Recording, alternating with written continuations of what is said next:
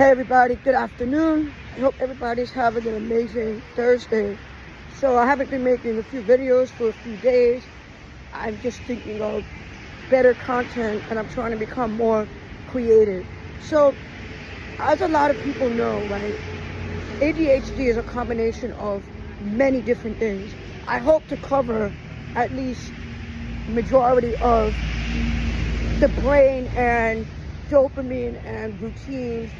It's so much more, and get into a much deeper conversation. But how many of you guys actually have ADHD and have like a problem, right, with procrastination? How many of you guys suffer every day waking up and not getting anything done in terms of self-development and what actually needs to be done and staying consistent with your goals? How many of you guys are in need of some sort of accountability partner? Like every single day that I wake up, I just always have the same entire strategy, right? It's just to have some gratitude in your life. Just be grateful we're here, because I think low-key, even people who are not, neurodivergents like me, I think that they're really also a hot mess, to be honest. I think everybody's a hot mess in this life. People are just scattered and don't know what's going on. People are just not aware. They're not awake. They're not looking. They're not seeing. They're not hearing. They're not understanding. This is all relevant to the brain and obtaining information. This is all relevant to this whole new entire world with technology and a whole bunch of stuff online that could literally destroy your sense of creativity. It's so hard for me to share value on YouTube because I can't teach. I was never meant to be a good teacher, but I think, for me, I'm a better student than a teacher. Some of these things you just gotta learn, in the real world, and just observe. Look at this.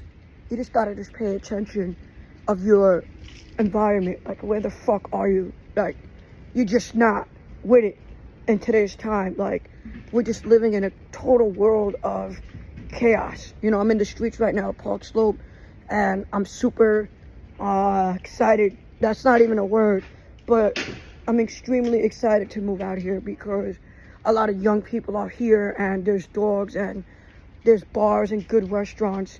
I really hope that I could literally make some sort of impact out here in terms of not just creating some good content with New York City and skyscrapers, but I'm also a licensed realtor as well. And people just cannot afford much of anything in 2025. We have inflation, we have somewhat of high interest rates. They went down a little bit, but people are still really struggling out there. They're just really going through such a hard time, whether it's financially, spiritually, and I fall into that category as well. I understand what it is in 2025, what is needed, because in today's time, I see that the political spectrum divides us more than ever. And I think that people are just not aware of the whole entire picture. They're just paying attention to two versions of the media, and that's it. There's no more critical thinking. And whatever they learn in school, that's what it is. Guys, I was a D student, barely went to school, dropped out of school. It was super difficult for me to get anything done. Took me so long to get my GED, took me so long to get my driver's license, it took me long to get my real estate license, and now I'm just looking to see where are these people that are looking for rent that actually have the money that live in New York City? It seems that to me, because I don't know a whole lot, I was recently licensed for 9 months now, that they're really moving somewhat more the outskirts of New York City. Meaning somewhere really far out of New York City, but it's in New York City, if that makes sense, where you would actually need a car to live here, to live there, and to drive, and to go around. I don't know if that makes sense, but that's really what it seems like is happening. Like if you go all the way in the outskirts of Queens or the outskirts of the Bronx, a lot of people really be moving somewhere more quiet, I guess, and more suburban where they could start families. A lot of people in their mid-30s, they're not interested anymore in the city life. And I completely get it. What is your opinion on this conversation?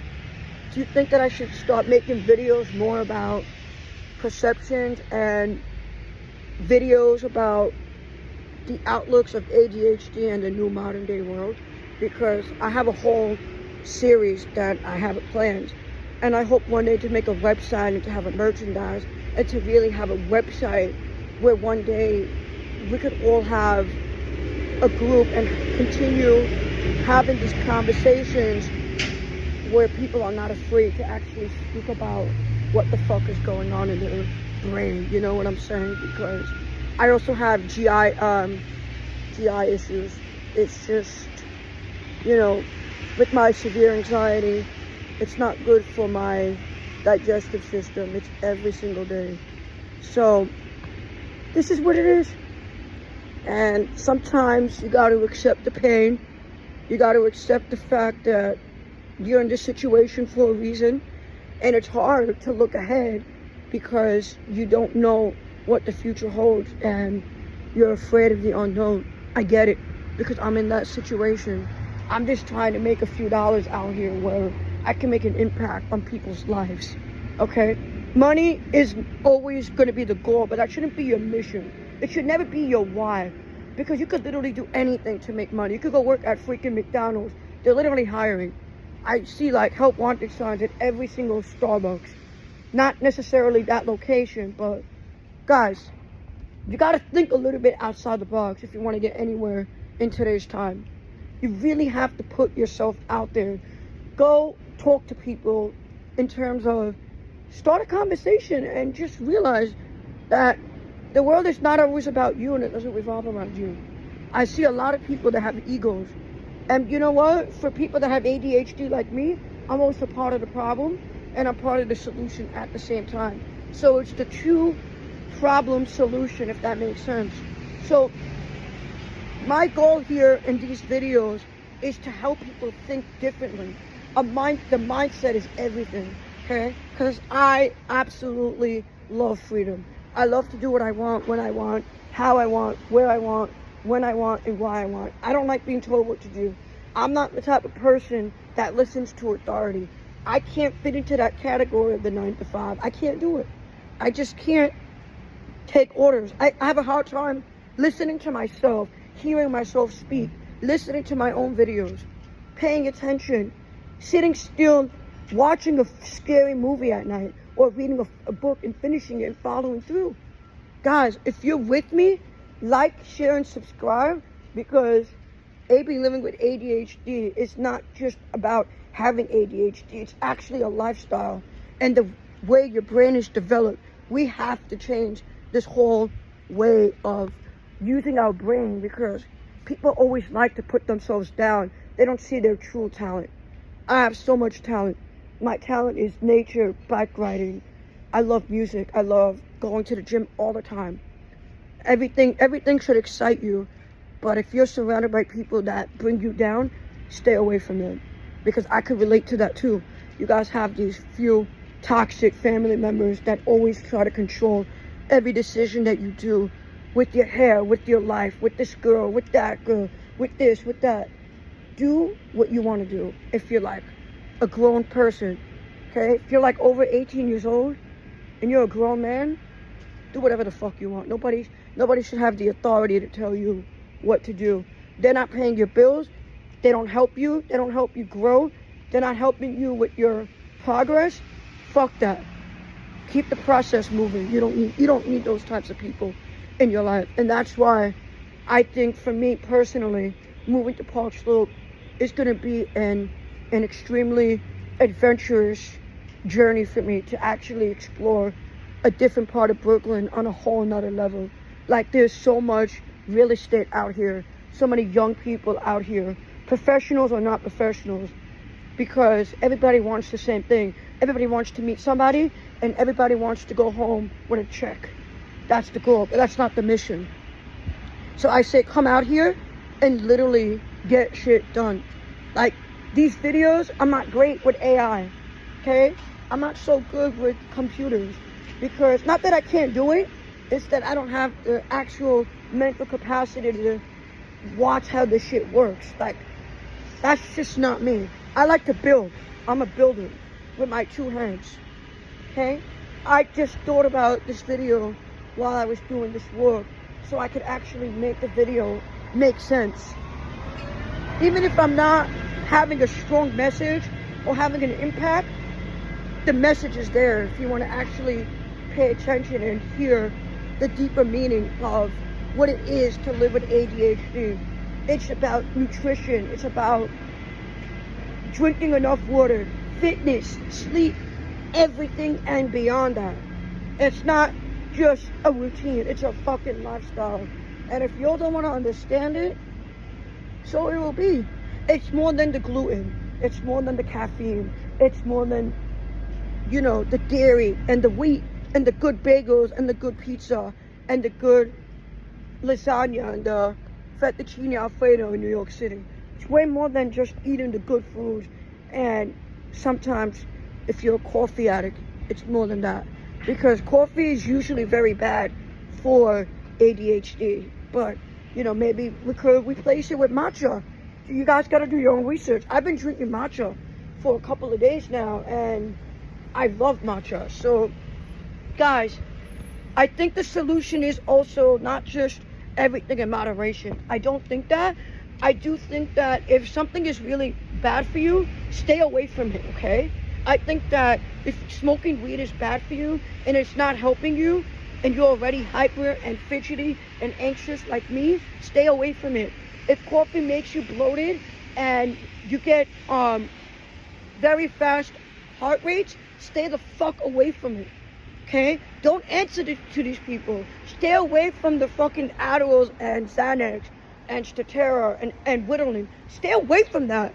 I'm never going to encourage anyone to take medication just because your mom couldn't handle you when you were 10 years old. I'm not going to ever encourage anyone to freaking take a fucking drug because they're different and they can't sit still and they're behind and they're fucking all over the place. I'm never going to do that, okay? That's what modern day medication is about, okay? I don't have solutions because I didn't find it myself. It's not just going to the gym and having a routine and fucking journaling and meditating. It's way more than that. Our brain is not wired for this. That's why I say this. Two things, which is absolutely going to sound condescending and it's going to sound a little bit crazy.